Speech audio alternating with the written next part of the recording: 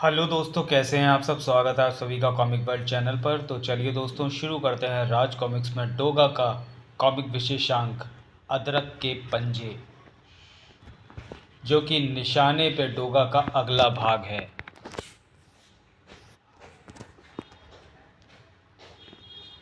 कान खोल कर सुन ले, आज के बाद सूरज तो क्या, डोगा भी मुंबई में कहीं नजर आया तो उसकी गर्दन पर कस जाएंगे अदरक के पंजे।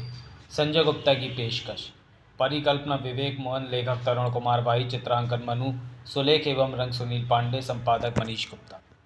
फोन पर वो खबर सुनते ही अदरक चाचा का जिस्म सूखे पत्ते की तरह कांप गया। नहीं नहीं, ये नहीं हो सकता। कहाँ है वो? ठीक है, मैं वहाँ पहुँचता हूँ। मोनिका और चीता को भी बताना होगा। मोनिका पर जैसे गाज सी गिरी। मैं फ़ौरन आती हूँ चाचा। मोनिका ने चीता को बताया। हमें भी फ़ौरन वहाँ पहुँचना होगा। जल्दी करो भैया, जल्दी करो।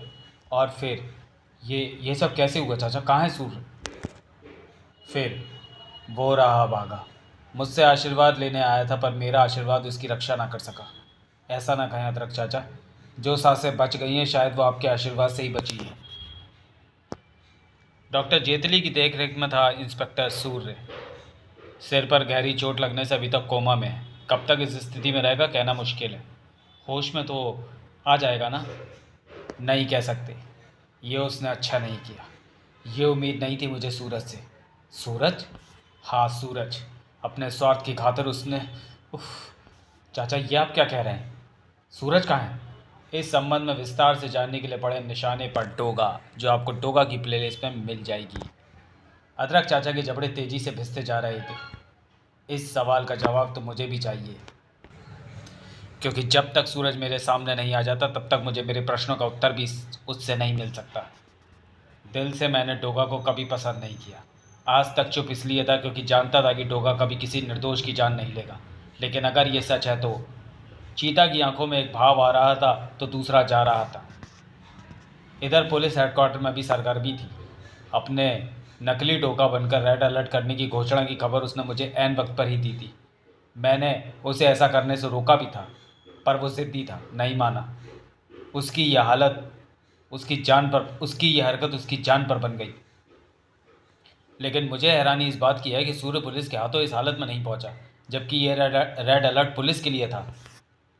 वो किसी गैंग का शिकार हो गया, और वो गैंग वहाँ उस अस्पताल में भी उसकी जान ले सकता है, क्योंकि पुलिस को सूर उसी घटनास्थल पर घायल मिला है जहाँ अपराधियों ने डोगा को मारने का षड्यंत्र रचा था। वो सोच सकता है कि इंस्पेक्टर सूर ही डोगा है। सब इंस्पेक्टर खोपड़, अस्पताल में उसकी सुरक्षा की जिम्मेदारी तुम्हारी है। मैं यकीन से तो नहीं कह सकता सर, पर मुझे लगता है कि ये काम मामा गिरोह का है। इंस्पेक्टर सूर और डोगा ने मामा को पिछले कई दिनों से परेशान किया हुआ है। अगर उसे सूर पर डोगा होने का शक नहीं भी हुआ तो भी वो उसकी जान लेने की कोशिश कर सकता है। मामा पुलिस के हाथों की ताकत को नहीं पहचानता। मैं उसे दिखाऊंगा वो ताकत। सब इंस्पेक्टर खुरदुरा, जब तक इंस्पेक्टर सूर्य को होश नहीं आ जाता उसके थाने का चार्ज मैं तुम्हें ही देता हूँ। ऐसा करके आपने मेरे इरादों को और भी मजबूती दी है सर। मामा के इरादे भी मजबूत थे। भांजे दुर्योधन। इंस्पेक्टर सूर कोमा में पड़ा है। जिंदगी और मौत की लड़ाई लड़ रहा है वो। डॉक्टरों ने जवाब दे दिया है, पर वे अभी नाउम्मीद भी नहीं हुए। और मैं भी चाहता हूं कि उनकी उम्मीद उस वक्त तक बनी रहे जब तक मुझे ये पता नहीं चल जाता कि इंस्पेक्टर सूर और लायन जिम के उस शेर सूरज में से असली डोगा कौन है। ये कैसे पता लगेगा मामा? सूर्य कोमा में पड़ा है। अब अगर उसकी बेहोशी टूटने से पहले डोगा मुंबई की सड़कों पर नजर आया तो इसका साफ मतलब होगा कि डोगा सूरज है। अगर डोगा मुंबई की सड़कों पर नहीं निकला तो इसका साफ मतलब होगा कि डोगा सूर्य ही है। यानी अब पता चल जाएगा कि असली डोगा कौन है। अगर दोनों पर शक है तो दोनों को अड़ा क्यों नहीं देते मामा? तमाचा। पूछ कि क्यों मारा? क्यों मारा मामा? बेवकूफ़। असली डोगा का रहस्य खुलने के बाद जब मैं डोगा को उसकी पूरी कॉस्ट्यूम के अंदर मारूंगा तो ज़रा सोच कि मुंबई के अंडरवर्ल्ड पर मेरा क्या दबदबा पड़ेगा। डोगा को मुंबई के बाप की पदवी से उतारने वाले को अंडरवर्ल्ड मुंबई का बाप बड़ा आसानी से मान लेगा। यानी मैं बनूंगा मुंबई का बाप। ओ हाँ, ये तो मैंने सोचा ही नहीं था। तू अब ज़्यादा मत सोच। फिलहाल तो इलेक्ट्रॉनिक गैम्बलिंग क्लब जा। वहाँ तुझे कड़वा मिलेगा, जो तुझे हथियारों की खेप देगा। तुझे वो सारे हथियार बॉर्डर पार कराने, समझ गया? अब जा जल्दी कर। वाह, आज तो डोगा का भी डर नहीं होगा। क्यों? क्यों नहीं होगा डोगा का डर? लॉयन जिम का शेर मर तो नहीं गया था? चाचा, तुम, तुम्हारी यहाँ आने की हिम्मत कैसे हुई सूरज? चाचा, ये आप क्या कह रहे हैं? मेरी हालत देखकर मेरा हाल जानने के बजाय आज आप ये। मैं तो सोच रहा था कि अब तू मुझे अपनी सूरत नहीं दिखाएगा, पर बड़ा बेशरम है रे तू। चला ही आया यहाँ। मुझे ऐसे मत देखिए अदरक चाचा, आपके चेहरे पर दिखाई पड़ती ये नफरत किस लिए? मोनिका, चीता, तुम दोनों भी मुझे इस तरह नफरत से क्यों देख रहे हो? डोगा के रूप में एक हत्यारे भी हो गए हो तुम। क्योंकि मैं सोच भी नहीं सकती थी कि अपने स्वार्थ की खातिर तुम एक निर्दोष आदमी की जान भी ले सकते हो। कैसा स्वार्थ? किसकी जान? क्या बक रहे हो तुम सब? अनजान बनने की कोशिश मत करो सूरज। तुम जानते हो कि जिस वक्त तुम यहाँ खड़े सांसें ले रहे हो, वहाँ अस्पताल के आईसीयू में इंस्पेक्टर सूर नाम का एक शख्स अपनी सांसें तोड़ रहा है। ओह, ओह, तो उसका जिम्मेदार मुझे माना जा रहा है। मगर सच्चाई कोई भी नहीं जानता। सच्चाई ये है अदरक चाचा कि मैं नकली रेड अलर्ट में इंस्पेक्टर सूर के डोगा बनकर पहुंचने से पहले पहुंच गया था। सच्चाई ये है कि मामा गुरु द्वारा बिछाई गई सूर पर हर कदम टूट पड़ने वाली मुसीबत को मैंने झेला। मेरे कुत्ता मित्र मदद ना करते तो आपका ये सूरज जिंदगी के धरातल पर फिर कभी उदय ना होता। यह सच्चाई है अदरक चाचा, यही सच्चाई है। डोगा के हथियार छूट ना गए होते तो एक एक को बिछा डालता वो। बकवास कर रहे हो तुम। ये बकवास नहीं है, विस्फोट इतना शक्तिशाली था चाचा कि कुछ देर के लिए तो मेरे होश ही उड़ गए। संभला तो देखा कि मेरी ड्रेस की धज्जियां उड़ गई हैं, कवच टूट गया, मुखौटा जल गया, शस्त्र क्षतिग्रस्त हो गए। ऐसे में किसी ने मुझे देख लिया तो फौरन मुझे पहचान लिया जाएगा। मैंने अपनी क्षतिग्रस्त वर्दी उतारकर गटर में फेंकी। दिमाग बुरी तरह से चकरा रहा था, लेकिन वहाँ से निकलना ज़रूरी था और उसके लिए होश संभालना भी। शिकारी कुत्ते चप्पे चप्पे पर मेरी तलाश कर रहे होंगे। अगर मैं उन्हें यहीं पड़ा मिल गया तो ये तो वही बात होगी कि किसी भी कुत्ते को बैठे बिठाए हड्डी मिल जाए। वो मुझे देखते ही समझ जाएगा कि मैं ही डोगा हूँ। रेड अलर्ट एरिया से मैं निकल गया। लगभग 100 किलोमीटर दूर एक कस्बे में जाकर मैंने ट्रक को छोड़ा और एक स्थानीय डॉक्टर से अपना इलाज कराया। बाल बाल बच गए हो मिस्टर सूरज? हाँ, मेरे अपनों की दुआओं ने मुझे बचा लिया। वहाँ से सीधा चला आ रहा हूँ। सूर्य का क्या हुआ ये तो मुझे मालूम नहीं है। मैं तो सोच रहा था कि इतनी गोलाबारी और भीषण धमाके को देखने के बाद सूर्य डोगा बनकर नहीं आएगा, और आप मुझ पर ही इल्ज़ाम लगा रहे, उसकी उस हालत का। तुम्हारी किसी कहानी पर विश्वास नहीं होगा मुझे। उफ, सूर्य को जिम का कोच बनाकर बहुत बड़ी भूल कर डाली मैंने। मैं नहीं जानता था कि मेरी भी गलती उसकी जान ले लेगी। चाचा, व्यवस्था से जबड़े भींच कर चीख पड़ा था सूरज, पर अदरक चाचा की आवाज़ सूरज से कहीं बुलंद थी। मत कहो मुझे चाचा, मर गया तुम्हारा चाचा। तुम्हें सूर्य की जान बचाने को कहा था, पर तुम्हें डर लगा कि सूरज का रहस्य जानकर डोगा तक ना पहुंच जाए। तुमने अपने इसी स्वार्थ की खातिर उसकी मदद नहीं की चाचा। बल्कि ये भी हो सकता है कि तुमने ही उसे मार डाला। चाचा, बस करो, इल्ज़ाम लगाना बंद करो। यह इल्ज़ाम नहीं है सूरज। हम लोगों के विश्वास को हथियार बनाकर तुम किसी भी निर्दोष की हत्या आसानी से नहीं कर सकते हो। स्टॉप इट, आई से स्टॉप इट। कल सुबह फूल देते वक्त ईर्ष्या के जो भाव मैंने तुम्हारे चेहरे पर देखे थे, नहीं जानती थी कि उनकी हद ये होगी। सूरज के पास अपनी सफाई देने के लिए शायद उस वक्त शब्द नहीं बचे थे। यही ज्वालामुखी हमारे भी सीनों में फूट रहा है सूरज। याद रखो, अगर सूर्य को कुछ हो गया तो अदरक से तुम्हें आखिरी सांस तक माफ़ी नहीं मिलेगी। और भूल जाना मुझे भी। तब चीता की नफरत बर्दाश्त नहीं कर पाएगा तू। मोनिका, इसे कह दो कि ये चला जाए यहाँ से। मैं इसकी सूरत भी नहीं देखना चाहता। तड़प कर रह गया सूरज। जाने के लिए पलट गया तो। और हाँ, कान खोलकर सुन ले, आज के बाद सूरज तो क्या डोगा भी मुझे मुंबई में कहीं नजर आया तो उसके गर्दन पर कस जाएंगे अदरक के पंजे। सूरज तेज तेज कदमों के साथ बाहर निकल गया तो। अदरक चाचा, ये क्या कर रहे हो? सूरज के आ जाने के बाद मैं अपनी जिम्मेदारी उस पर छोड़कर निश्चिंत हो गया था। अब अपने आप को तैयार कर रहा हूं, क्योंकि जानता हूं कि डोगा अपराध के खिलाफ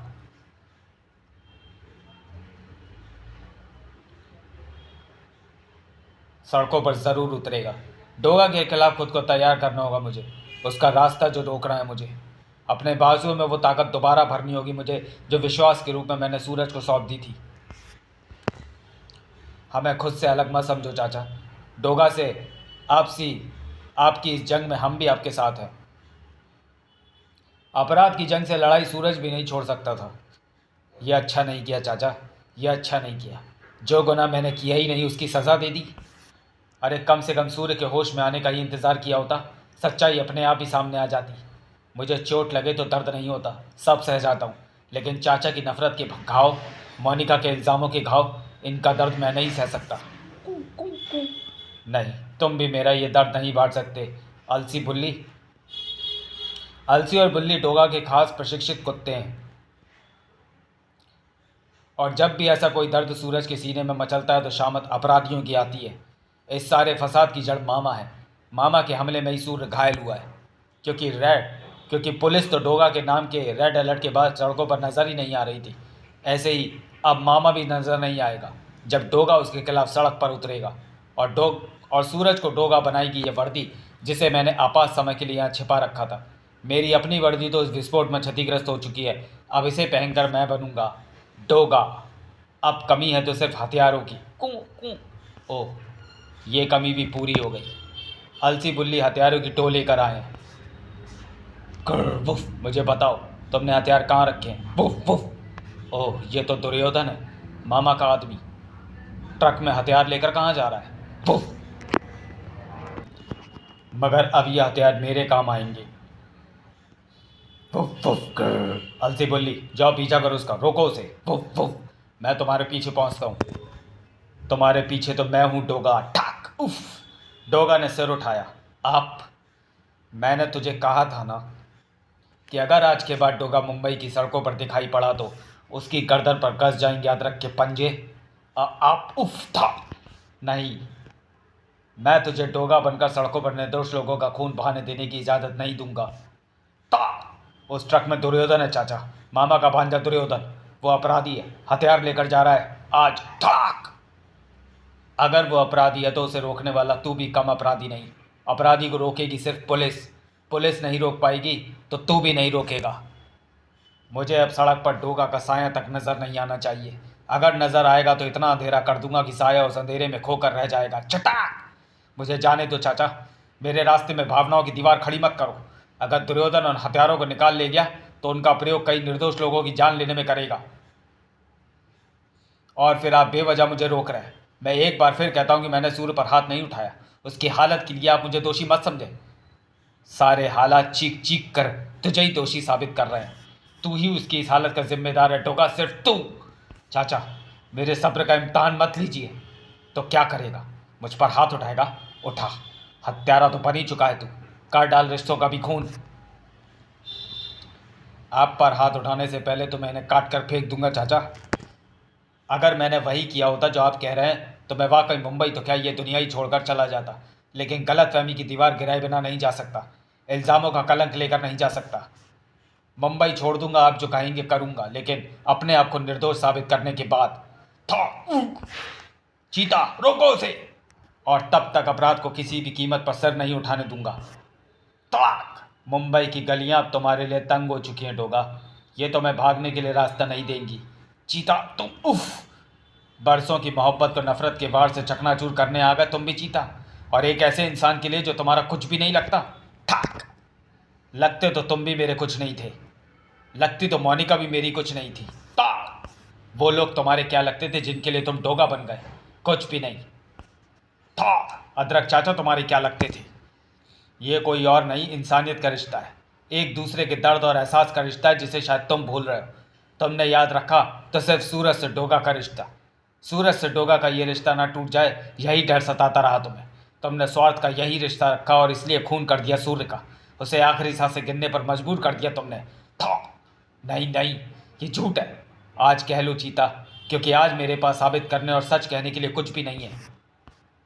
लेकिन कल, कल जब हकीकत से पर्दा हटेगा तब तुम्हें अपने ये शब्द वापस लेने होंगे। ताक। उफ। लेकिन मैं कल का इंतज़ार नहीं कर सकता, क्योंकि कल मुझे दुर्योधन के वो हथियार नहीं मिलेंगे जिन्हें आज वो शायद मौत के सौदागरों में ले जाकर बांट देगा। थम। उफ। मैं जा रहा हूँ चीता, मुझे कोई नहीं रोक पाएगा। गलत फहमी है तुम्हारी डोगा। मैं जो सूरज का प्यार हूँ, आज तुम्हारे रास्ते में दीवार बनकर खड़ी हो जाऊंगी तुम्हें रोकने के लिए।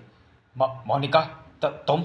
हाँ, मैं, जो हालात से तो समझौता कर सकती है मगर डोगा से नहीं। उफ, ये मिर्च पाउडर। था था। मैं डोगा से कल भी नफरत करती थी, आज भी करती हूँ। था।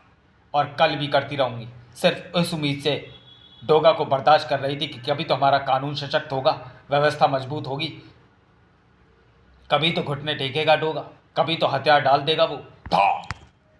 लेकिन लगता है वो दिन सिर्फ मेरा एक ख्वाब है, क्योंकि डोगा तो हत्यारा बन गया, अपराधियों को मारते मारते निर्दोषों का खून बहाने लगा।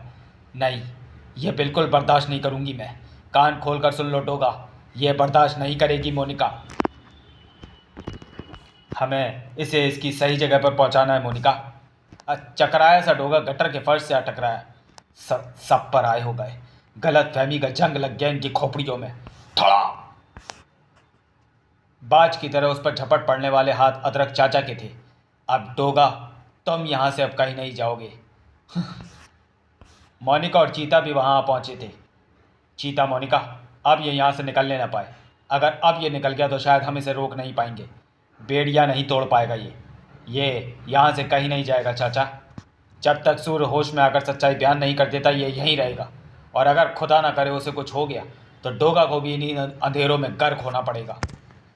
इसकी वर्दी भी उतार लो, क्योंकि वर्दी के बिना तो ये वैसे भी डोगा नहीं बन पाएगा।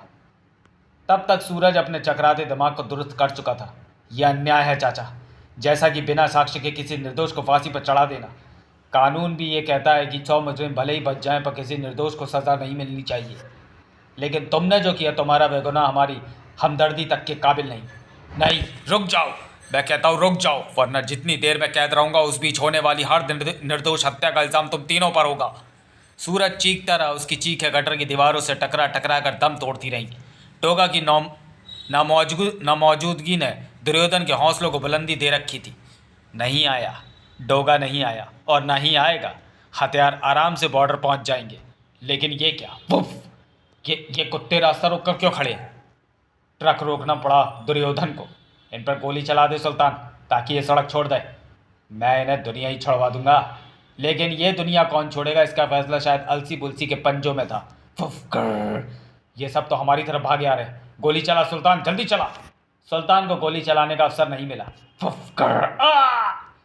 अलसी ने भभोर डाला उसे। दुर्योधन ने भला किसी तेजी से ट्रक का दरवाजा बंद किया और कुचल डालूंगा इन्हें। उफ, क्या मुसीबत है। ट्रक आगे क्यों नहीं बढ़ रहा? ट्रक आगे बढ़े तो कैसे बढ़े? मर गया। ये कुत्ते हटेंगे नहीं तो मैं निकल नहीं पाऊंगा।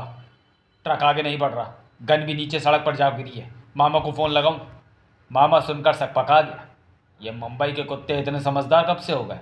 सुल्तान जिंदा है या मर गया? पता नहीं, मैं बाहर नहीं निकल सकता। मैं क्या करूं मामा, मैं फंस गया। कहीं गश्त करती पुलिस आ निकली तो मैं गया काम से। तो एक काम कर, कैट्स को 1099 पर फ़ोन लगा। पता है ना कैट्स के बारे में? हाँ, ये centralised accident trauma service ambulance है। वो लोग कम से कम तुझे तो वहाँ से निकाल ही लेंगे। ठीक 2 घंटे बाद आ गया तू भांजे, करोड़ों का नुकसान करके, पर तेरी जान बच गई। ये मेरे लिए खुशी की बात है। तू बेवकूफ़ ही सही, पर है तो मेरा सगा भांजाई। कैट्स वालों ने मुझे एम्बुलेंस में चढ़ा लिया था। कुत्ते ट्रक के पास ही रुक गए थे। सुल्तान की छत विछत लाश को भी उन्होंने अस्पताल पहुंचा दिया। कहीं ऐसा तो नहीं है भांजे कि डोगा के घायल होने के बाद कुत्तों ने डोगा का चार्ज ले लिया हो? मैंने सुना है कि मुंबई के कुत्ते डोगा से मिले हुए हैं। अगर ऐसा है भी मामा तो ये सब ज़्यादा दिन तक नहीं चलेगा, क्योंकि कुत्तों में स्वामी भक्ति तो होती है, दिमाग नहीं। हाँ, वो भी तेरी तरह है। पर यह खुशी की बात है, आज रात डोगा बाहर नहीं निकला। मैंने पता लगवा लिया है भांजे कि सूर अभी भी कोमा में हॉस्पिटल में पड़ा है। पर मामा, फिर उसे ख़त्म क्यों नहीं कर देते? हम अपराध जगत में कह देंगे कि डोगा को हमने मारा है। और अगर डोगा किसी रात फिर बाहर आ गया तो? नहीं भांजे, पहले कंफर्म होने दे। जितने दिन सूर्य बेहोश रहेगा उतने दिन अगर डोगा ना निकला तो सूर्य को ख़त्म कर देंगे, या वो अपने आप ही ख़त्म हो जाएगा। पर फिलहाल सूर्य का चार्ज लेकर आए सब इंस्पेक्टर खुरदरा को ठिकाने लगाना है, क्योंकि सुना है कि बड़ा ईमानदार पुलिसिया है। खतरनाक बात यह है कि डोगा का हिमायती भी है। ऐसा कोई भी पुलिस वाला भविष्य में हमारे लिए खतरा बन सकता है। हमारा हथियारों से भरा ट्रक भी उसी के चार्ज में है भांजे। उसके बाद जो भी इंस्पेक्टर चार्ज लेकर आएगा शायद वो उस जैसा ईमानदार ना हो, और शायद हमारे हथियार हमें वापस मिल जाए। मुझे तो सिर्फ ये बता दो मामा कि क्या करना है। एक लाश की व्यवस्था कर और एक टाइम बम की, और खुरदरा को लाश की खबर भेजने की। टेलीफोन के साथ ही खुरदरा के सिर पर भी खतरे की घंटी बज उठी। तो ठीक है, मैं वहाँ पहुँचता हूँ। अपराध के प्रति चीता जैसा ही आक्रोश भरा था खुरदरा की भी खोपड़ी में। ड्यूटी के प्रति डोगा जैसा ही जुनून था उसमें। किसकी लाश होगी? कमी ये थी, दिमाग से ज़्यादा डंडे का इस्तेमाल करता था। किसने, क्यों मारा होगा उसे? अपराध के प्रति गुस्सा हर पल उसकी नाक पर रखा रहता था, और यही कमी आज उसे मुसीबत में डालने वाली थी। ये तो पुतला है जिसे कपड़े पहनाए गए, और बस खुरदरा के दिमाग का बल्ब फ्यूज़ हो गया। उफ, कमबख्त पुलिस से भी मजाक करने से बाज नहीं आते। ऐसे लोगों की तो मैं ताड़। मामा भांजे की आंखें चमक रही थी। मामा, बड़ा गुस्सा आ रहा है इसे। अब नहीं आएगा भांजे, ये तो अब गया, क्योंकि पुतले में टाइम बम है जो कि अब फटने वाला है।